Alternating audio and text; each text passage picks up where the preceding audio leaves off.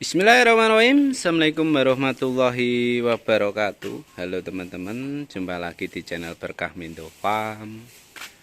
Nah teman-teman, kali ini kita akan sharing pernah gagal membuat silase. Nah, ini pengalaman saya. Dulu saya pernah sering sekali gagal membuat silase. Nah ini akan saya sharing-sharing, akan saya share. Jadi sebagai pengalaman saya, dari pengalaman saya ini sebagai pembelajaran buat teman-teman biar tidak mengalami apa yang saya alami, teman-teman.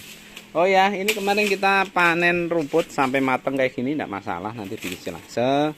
Kemudian gagangnya nanti kita jual karena ada permintaan bibit banyak. Ini sebenarnya kalau untuk bibit masih bisa dioptimalkan lagi, sebulan lagi nanti panen bibitnya itu banyak. Karena kalau kita diamin sebulan lagi malah kita tidak dapat pakan, teman-teman. Ya udah, sekarang dipanen. Untuk panen bibitnya juga tidak begitu banyak, ya tidak masalah. Jadi yang batang bawahnya kita optimalkan untuk permintaan pesanan orderan. Kemudian yang rumputnya nanti kita dibikin silase. Oke teman-teman, kembali ke topik. Saya dulu pernah gagal membuat silase karena beberapa hal, teman-teman. Beberapa hal ini salah satunya adalah media penyimpanan. Jadi untuk rumput basah kayak gini, rumput yang kadar airnya tinggi seperti ini, teman-teman, itu penyimpanannya kalau bisa jangan menggunakan plastik. Kalau bisa jangan menggunakan plastik, tapi menggunakan drum atau tong seperti itu ya.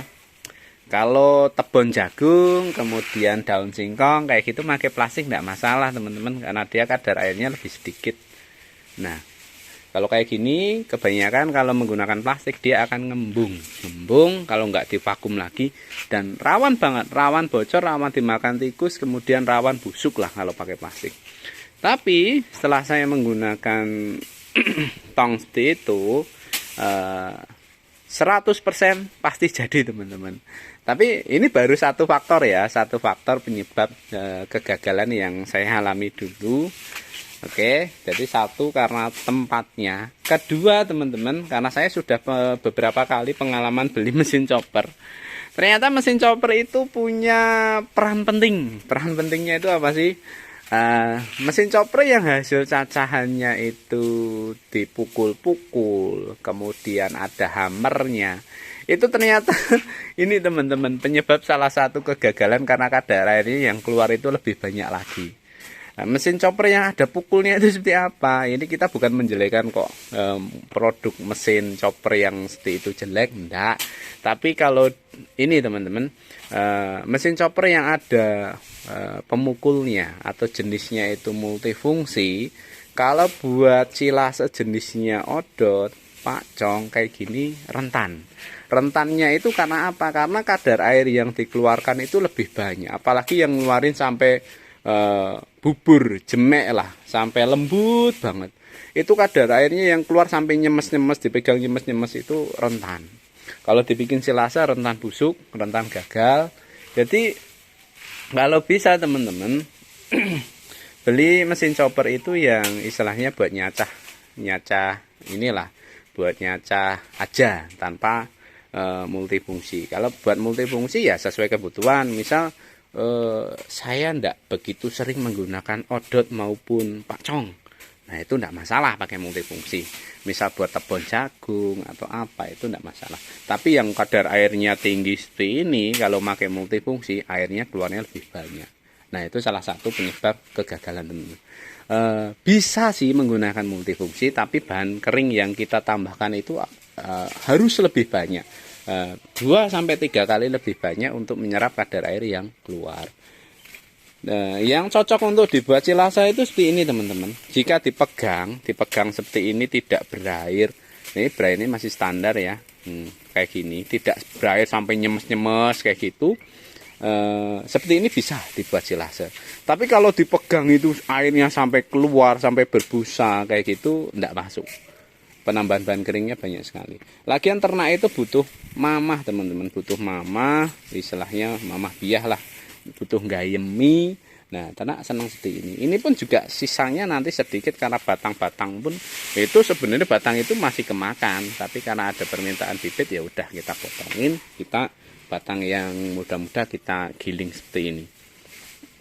Jadi penyebab kedua adalah ini mesin chopper.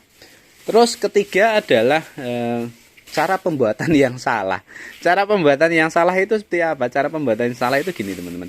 Misal teman-teman hari ini pagi banget itu ngarit atau enggak habis kehujanan, kemudian dicoper dimasukkan ini. Itu salah teman-teman. Harusnya teman-teman kalau ngarit itu pagi, kemudian nanti sore dibikin Selasa atau dibikin besoknya lagi enggak apa-apa. Biar air atau embunnya itu hilang dulu. Tapi bagusnya teman-teman kalau masih airnya itu banyak, nggak ada waktu buat itu, itu dicoper aja teman, dicoper kayak gini, nanti dijemur dari pagi sampai siang, itu biar kadar airnya berkurang. Dalam artian dia nggak sampai kering itu nggak masalah, itu nanti bisa dibikin silase. Nah, jadi dijemur setengah hari ya, paling 3 jam, 4 jam sampai lumayan berkurang lah kadar airnya, itu bisa, basah pun bisa kayak gitu. Kalau enggak posisi seperti ini nanti ditambahin bahan kering banyak boleh, tapi nanti kita bicara soal ongkosnya itu juga akan nambah teman-teman. Kalau silase kan tanpa tambahan apapun boleh tambah bahan kering untuk mengurangi kadar air. Mas, misal kadar apa untuk mengurangi kadar air kita menggunakan bahan kering lain. Nah, bahan kering lain yang gratis mungkin. Yang gratis itu dari apa? Dari rendeng kacang tanah teman-teman. Rendeng kacang tanah teman-teman yang jemur kering itu dicampurkan seperti ini bisa. Atau tebon kering yang digiling lembut itu buat campuran kayak gini bisa. Itu bisa buat mengurangi kadar air. Sebenarnya pembuatan silase itu gampang banget teman-teman. Kita buat kalau sudah terbiasa buat yo nggak ribet-ribet amat sih, gampang gitu loh. Ini tanpa pelayuan teman-teman, sampai tak tumpuk 2 hari ini sampai ada yang matang-matang. Ini nanti di silase tetap doyan, wong ini saya cacah aja tetap doyan teman-teman.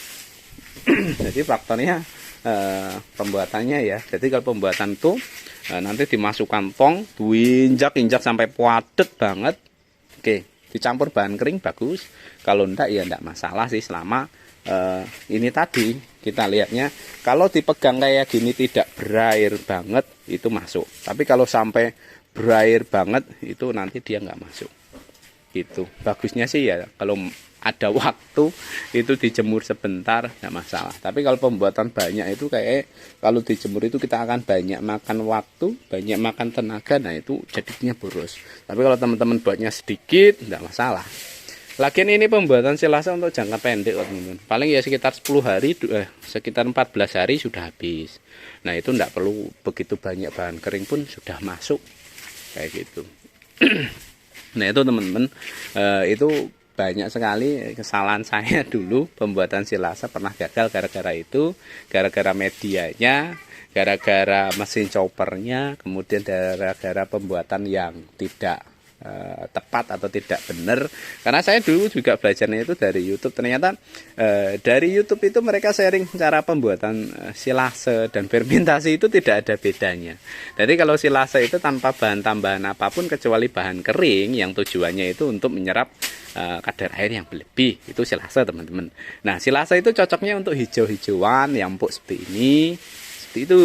Nah, sedangkan fermentasi itu bagi saya teman-teman untuk ini loh, bahan-bahan kering yang keras kemudian difermentasi biar dia itu empuk, gampang dicerna sama ternak. Kalau kayak gini sampean fermentasi enggak ada bedanya sama silase teman-teman. Kalau bicara soal ini kenaikan nutrisinya nanti difermentasi 2 kalinya, tambah sekian persen dan sekian protein kasar, bohong teman-teman.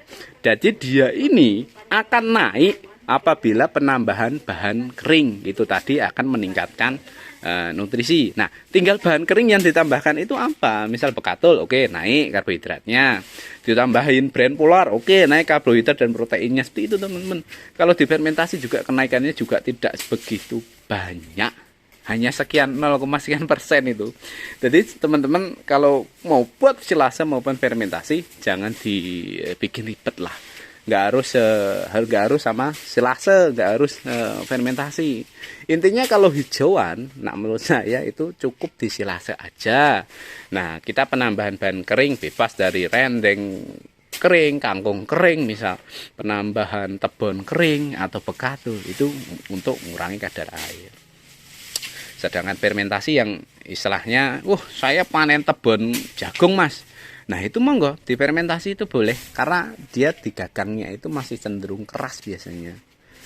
Nah ini cukup sekian teman-teman, ini cuma ngoceh-ngoceh saya aja.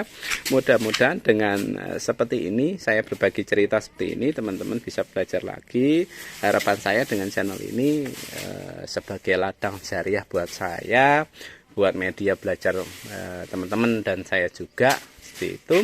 Oke teman-teman, terima kasih telah mengikuti maupun menonton channel Berkah Mendo Farm. Jumpa lagi di video berikutnya. Sampai ketemu. Dadah.